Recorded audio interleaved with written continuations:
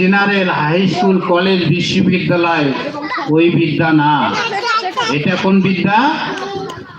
মাদ্রাসা বিদ্যা, আরবি শিক্ষা। একটা আরবি হরফ শিখলে 10টি নেকি।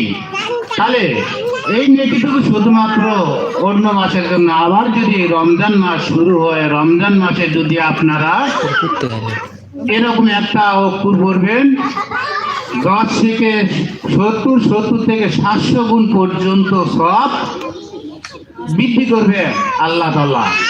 এর জন্য আমাদেরকে এখন লাইভ করে আমাদের ছেলে মেয়েদেরকে ফিস দিকে দেখতে থাক, সুন্দর ফিস দিকে দেখ, শিক্ষায় অর্জন করতে হবে। ইল্লে কথা বলি তাহলে লাইভ ভালো বিবাস। এখন আপনাদের মাঝে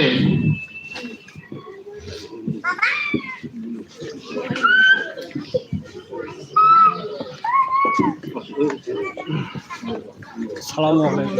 ওয়ালাইকুম আসসালাম।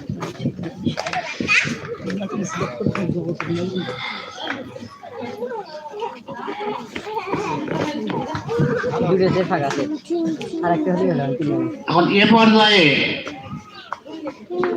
আমাদের এখানে আলোচনা রাখবে আমার বড় ভাই মোহাম্মদ ফজলু ভাই। উনি সংক্ষিপ্ত 2-4টা কথা বলতে গেলে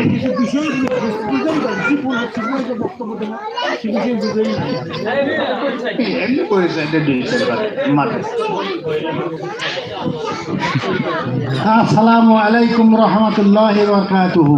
নাহমাদুহু ওয়া নুসাল্লি আলা রাসূলিল কারীম, আম্মা বাদ। আজকের এই মাদ্রাসার ভর্তি উপলক্ষে যে মিটিং, আজকে মিটিংয়ের সম্মানিত সভাপতি, উপস্থিত মনে হয় অভিভাবকবৃন্দ, তারপরে অত্র এলাকার ধর্মপ্রাণ মুসলমান ভাইয়েরা আমার, আমি এই বিষয়ে যা বলি খুব তাড়াহুড়ো, আমার খুব বুঝে পাইনি যে কোন বিষয়ে কিছু কথা হচ্ছে। তা যাই হোক, মাদ্রাসার যদি সহযোগিতা করা যায় তাও না, যদি বলা যায় যে হ্যাঁ মাদ্রাসা ভালোই চলতেছে গো, ওই মাদ্রাসাটা বাবু করছে, মাদ্রাসা ভালোই চলতেছে, তবু সব এ মাদ্রাসা মসজিদ যে ধর্মীয় যেগুলো কাজ আছে, খালি সহযোগিতা হাতে করলে হবে না, আর ইয়ে করলে টাকাতেই হবে না। ছেলেতে মেয়েতে তারপরে ওর ফুটিয়ে অর্থ যদি নাও দেন, তাও যদি বলে দেবেন যে মাদ্রাসা ভালোই চলতেছে, ভর্তি করে দেন, তবু সব পাবেন।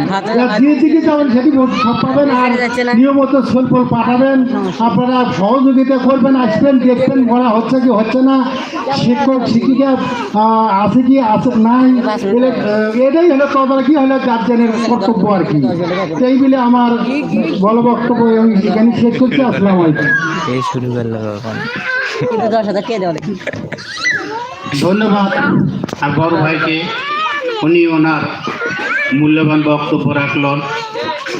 অত্র মাদ্রাসায়, মহিলা মাদ্রাসায় দেখেন, এই মহিলা মাদ্রাসায় অত্র এলাকায় নাই। আপনারা যদি কখনো প্রাপ্রান্তে বিভ্রান্তি চিন্তাধারা করে দেখেন, এদিকে হয়তো মহিলা মাদ্রাসা বরিহাটে একটা আছে, আর এইদিকে সম্ভবত 6 ওখানে একটা আছে, আর এইদিকে মহিলা মাদ্রাসা নাই। মহিলা মাদ্রাসায় যদি আপনারা ছেলে মেয়েদেরকে লেখাপড়া করান, আপনাদের কতগুলি দেখেন ভালো দিক। আপনি আপনার মেয়েটাকে সুন্দর আপনার মেয়েটা দেখবেন কত সুন্দর পরিষ্কার ভাবে। যখন আপনার মেয়েকে বাইরে থেকে পাঠাইবেন, দেখবেন মাদ্রাসা মেয়েটা একেবারে হিজাব করে সেইভাবে কত সুন্দর ভাবে মাদ্রাসাতে আসবে, আবার মাদ্রাসা থেকে চলে যাবে। এই জন্য মাদ্রাসার মেয়েদের সবসময়ের জন্য আর একটা দিক পাবেন, পর্দা।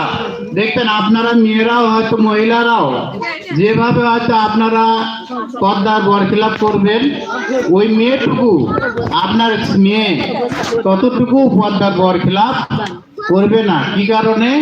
যখন তারা আসবে, মাদ্রাসায় আসবে, সুন্দর করে হিজাব পরা দেখবে, গানা পড়বে, তাদের কিভাবে হিজাব নাগাইতে হবে যত্ন সহকারে, তখন এই হিজাবগুলি সুন্দর আকারে আপনারা